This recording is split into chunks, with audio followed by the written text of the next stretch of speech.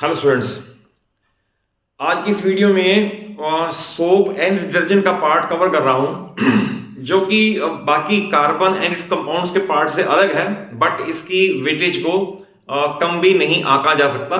तो इसे concept wise जरूर समझ लें और इसमें बहुत सारे 1 मार्कर क्वेश्चन बन जाते हैं जिनका आपको आंसर आना ही चाहिए। जैसे अब स्टार्ट करते हैं।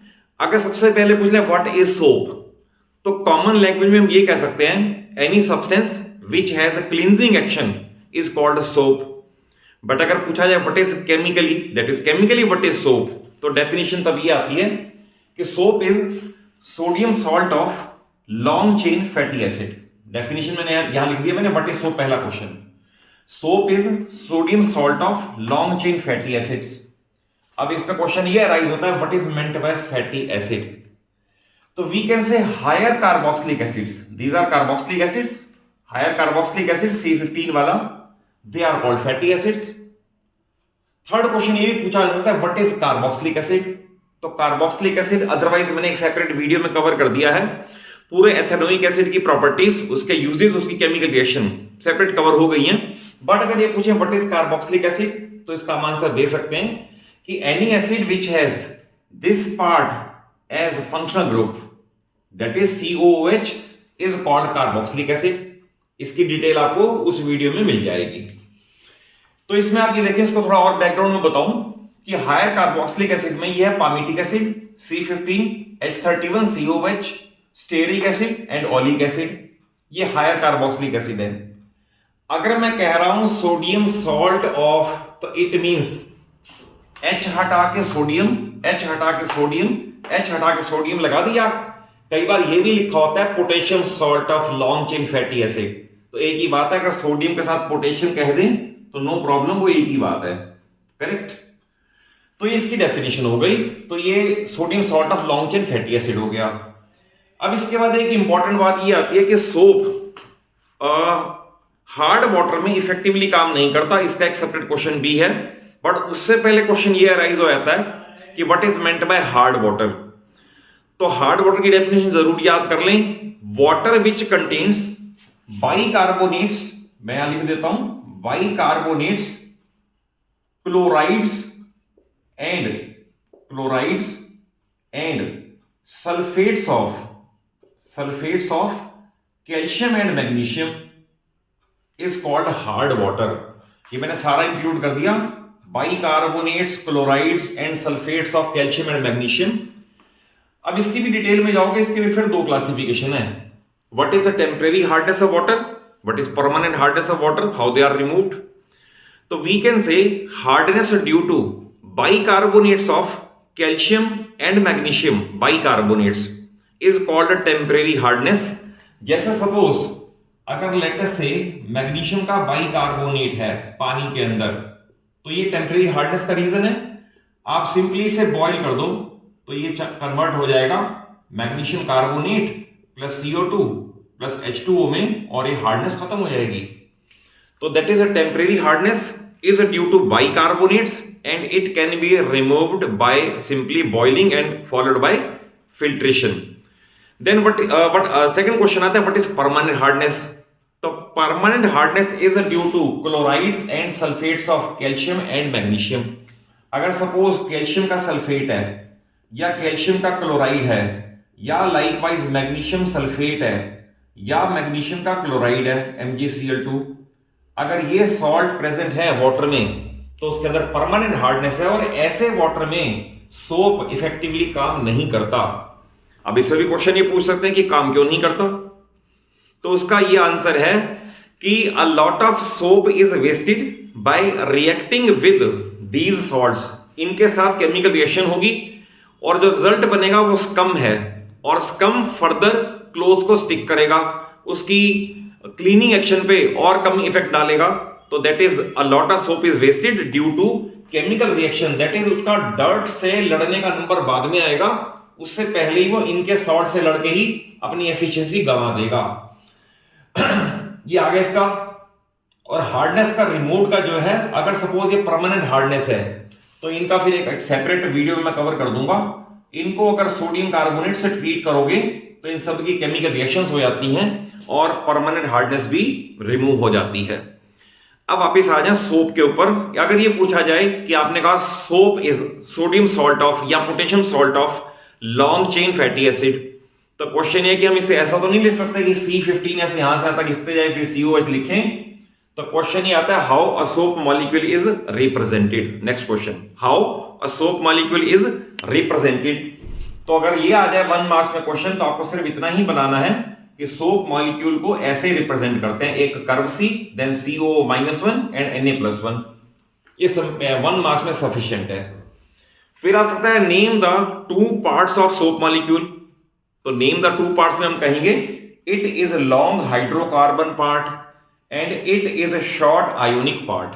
2 पार्ट्स हो गए। देन ये क्वेश्चन आ सकता है what is the nature of या कैरेक्टरिस्टिक ऑफ दीज 2 पार्ट्स।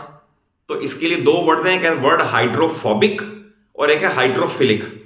अगर मैं कहूंगा हाइड्रोफोबिक यानी फोबिया यानी पानी से डर लगना, और अगर मैं कहूंगा हाइड्रोफिलिक यानी वाटर अट्रैक्टिंग, तो ऑब्वियस है वाटर अट्रैक्टिंग हमेशा आयोनिक पार्ट होता है और वाटर रिपेलिंग हमेशा लॉन्ग हाइड्रोकार्बन पार्ट हो सकता है।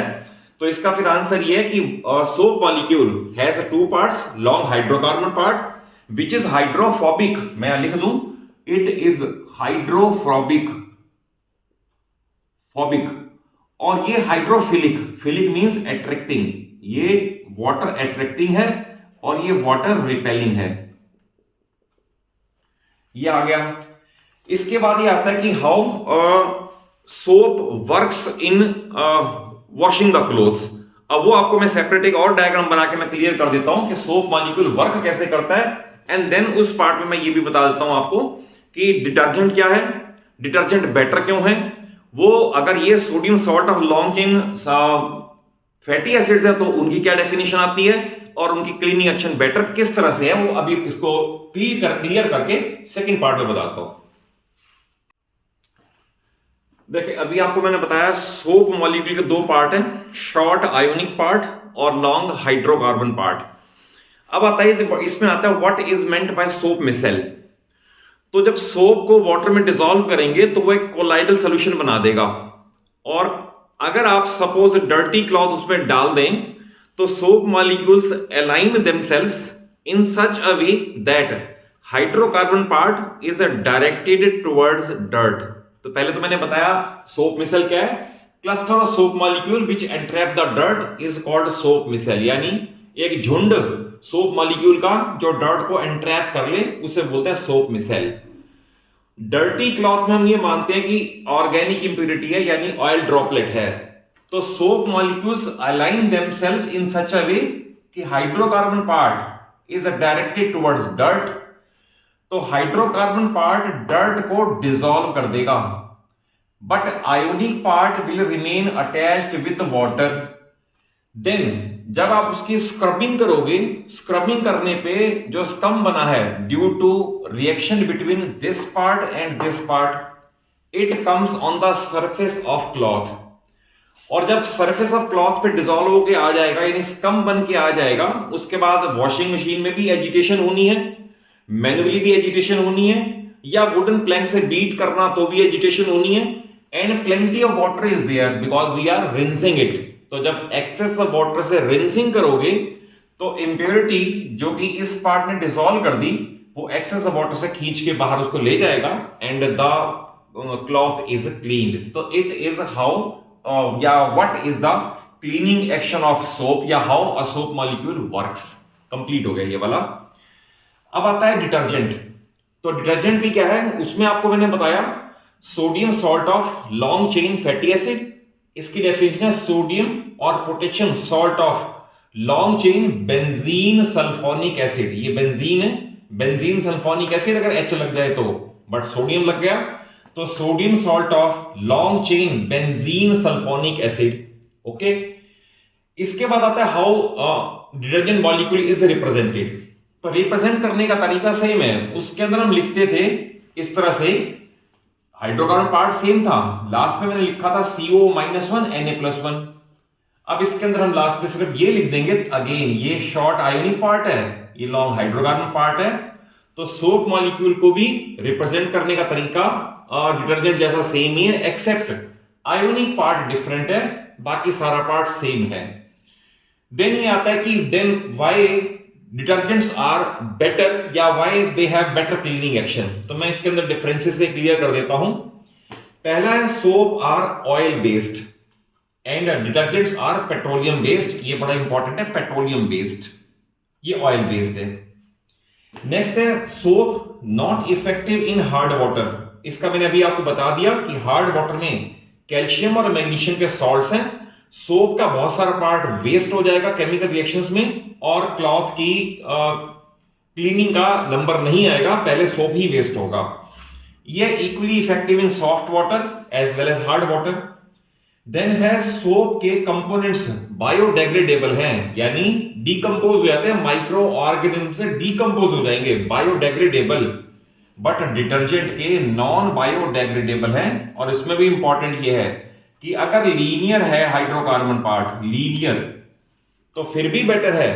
बट अगर ब्रांचेस ज्यादा हैं, ब्रांचेस, तो अगर ब्रांचेस ज्यादा तो इसे हम अवॉइड करते हैं, क्योंकि ये फिर अल्टीमेटली नेक्स्ट पॉइंट पे आ रहा है, ये नॉन बायोडेग्रेडेबल तो होगा और एट द सेम टाइम फिर वाटर पॉल्यूशन कॉज करेगा, जबकि सोप का बायोडेग्रेडेबल है, डीकंपोज हो जाएगा, टूट जाएगा, और उसके लिए वाटर पॉल्यूशन नहीं करेगा।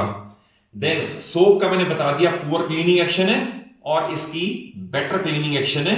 तो क्या हम कैन वी कंक्लूड कि in every respect detergents are better? No. Reason being cleaning action is surely for better than soap, but क्योंकि इसका पेट्रोलियम बेस्ड है और सेकेंडली वाटर पॉल्यूशन कॉज करते हैं, it may cause threat to our aquatic life also. तो इसलिए excess use of detergents in particularly where they have more branches, they it must be avoided. तो soap और detergent का इस video में मैंने ऑलमोस्ट पूरा पार्ट कवर कर दिया है।